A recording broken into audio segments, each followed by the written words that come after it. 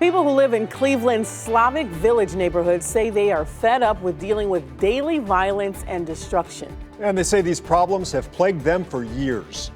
This is another example of how we're allowing lawlessness and just people just to go around breaking the law and not doing anything about it. That rampant lawlessness even making national headlines, and now residents are renewing their pleas for something to change. Our 5 on Your Side investigator Joe Pakanakis goes in depth tonight in search of solutions. Courtney, Rob, Slavic Village residents believe their voices aren't being heard. In August of last year, they demanded the city set up a police mini-station to deal with a series of homicides. And now, here in the beginning of 2021, they say things haven't gotten any better. The driver got away. A car careening out of control in Slavic Village at East 64th and Harvard on January 13th. That's where the car landed. There was an accident here. Police say the reckless driver who ran off and still hasn't been found wiped out 3 utility poles, downed multiple traffic lights, and slammed into Ted's Auto Service. But there's a lot of damage here on Harvard. Damage to my building, damage to my employees' cars.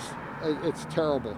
Ted's Auto Service owner Ted SWARSKI says his business suffered severe structural damage and said it's the 5th building or home to be hit by speeding drivers in the past several months, like this historic Slavic Village building on PLEAD Avenue and this home hit by an SUV on Independence Road. SWARSKI says more police enforcement is needed. If this was Tremont, or let's say if this was maybe Collinwood, it'd be done.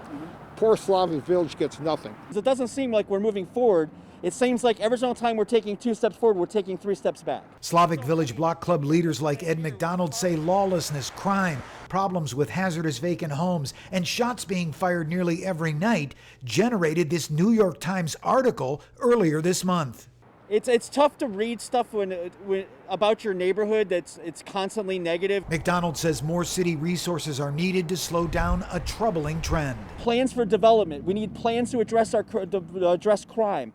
We need all these things to happen now. It's been a real challenge. Cleveland Councilman Tony Brancatelli says COVID-19 has slowed down neighborhood involvement, but he says his 2021 plan will have each neighborhood and city leaders working together as the pandemic hopefully recedes in the coming months. As elected officials to deliver the services, make sure those houses get boarded up, make sure that we get code enforcement, make sure we get people in a housing court.